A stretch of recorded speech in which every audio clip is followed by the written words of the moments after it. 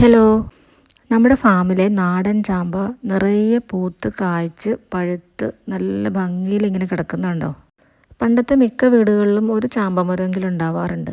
ആ കാലത്തെ കുട്ടികളിൽ മിക്കവരും എല്ലാവരും തന്നെ ചാമ്പങ്ങയൊക്കെ ഇഷ്ടംപോലെ കഴിച്ചിട്ടുള്ളവരായിരിക്കും. അന്നത്തെ ആൾക്കാർ ഈ ചാമ്പങ്ങയുടെ ബെനിഫിറ്റ്സ് നോക്കിയിട്ടൊന്നും അല്ലല്ലോ കഴിക്കാറ്.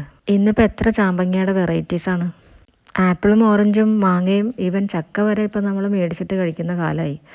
ചാമ്പയ്ക്ക് അങ്ങനെ കടയിൽ മേടിക്കാൻ കിട്ടുമോ? എനിക്കറിയില്ല കേട്ടോ. വാട്ടർ കണ്ടൻറ്റ് കൂടുതലുള്ളതുകൊണ്ട് ഇതിനെ വാട്ടർ ആപ്പിൾ എന്നും റോസ് കളറിലുള്ളതുകൊണ്ട് ഇതിനെ റോസ് ആപ്പിൾ എന്നും പറയുന്നുണ്ട്. ഇതിൽ കലോറി വളരെ കുറവാണ്, അതുപോലെ വാട്ടർ കണ്ടൻറ്റ് നല്ലപോലെ ഉണ്ട്. ബ്ലഡ് ഷുഗർ മാനേജ് ചെയ്യാനും വെയിറ്റ് ലോസിനൊക്കെ ഈ ചാമ്പങ്ങ വളരെ നല്ലതാണ്. വൈറ്റമിൻ സിയും വൈറ്റമിൻ ഇയും ഫൈബറും നിറയെ ഉണ്ട്. അതുകൊണ്ട് തന്നെ നമ്മുടെ പ്രതിരോധശേഷി കൂട്ടാൻ നല്ലതാണ് ഈ ചാമ്പങ്ങ. സ്കിന്നിൻ്റെ ഹെൽത്തിനെ ഇമ്പ്രൂവ് ചെയ്യാനും ഡൈജഷൻ ഇമ്പ്രൂവ് ചെയ്യാനും നല്ലതാണ്. ഹാർട്ടിൻ്റെ ഹെൽത്തിന് നല്ലതാണ്. പച്ചയ്ക്ക് കഴിക്കുന്നതാണ് ഏറ്റവും നല്ലത്.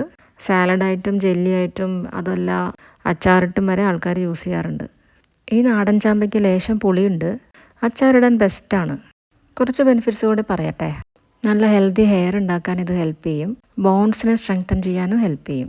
ബ്ലാഡർ ഇൻഫെക്ഷനൊക്കെ ട്രീറ്റ് ചെയ്യാൻ നല്ലതാണ്. പണ്ട് കാലത്ത് മെഡിസിൻസിലൊക്കെ യൂസ് ചെയ്തിട്ടുണ്ടെന്നാണ് ഗൂഗിളിൽ നിന്ന് വായിച്ചിട്ടുള്ള അറിവ് കേട്ടോ. വലിയ പരിചരണമൊന്നും വേണ്ടാത്ത ചെടിയാണ്. അത്യാവശ്യം വളവും വെള്ളവും ഒക്കെ നല്ലപോലെ ഒഴിച്ചു കൊടുത്തു കഴിഞ്ഞാൽ ചെടി വെച്ചൊരു 2.5 കൊല്ലത്തിന് അല്ലെങ്കിൽ ഒരു 3 കൊല്ലത്തിനുള്ളിൽ നിറയെ കായ്കൾ പിടിക്കാറുണ്ട്. ഇതൊരു തവണ ഞങ്ങൾ പറിച്ച ചാമ്പങ്ങയുടെ അളവാണ് കേട്ടോ. ഒരു ബേസിൽ നിറയെ ചാമ്പയ്ക്ക കിട്ടി. അതിൻ്റെ കുരുവൊക്കെ കളഞ്ഞ് നന്നായി കഴുകി അച്ചാറുണ്ടാക്കാൻ വേണ്ടിയിട്ടുള്ളൊരു പ്രിപ്പറേഷനിലായിരുന്നു. ഞാനല്ല അച്ചാറുണ്ടാക്കിയത്, എൻ്റെ അച്ഛനാണ് ഉണ്ടാക്കിയത്. 2 തരത്തിലുള്ള അച്ചാറുണ്ടാക്കി, എണ്ണ ഒഴിച്ചതും എണ്ണ ഒഴിക്കാണ്ടും ഉള്ളത്. രണ്ടും നല്ല ടേസ്റ്റായിരുന്നു. റെസിപ്പിയൊന്നും ഞാനിവിടെ ഇടുന്നില്ല. എന്തായാലും ഈ വീഡിയോ ഇത്രയേ ഉള്ളൂ. അടുത്ത വീഡിയോയുമായി കാണാം. താങ്ക്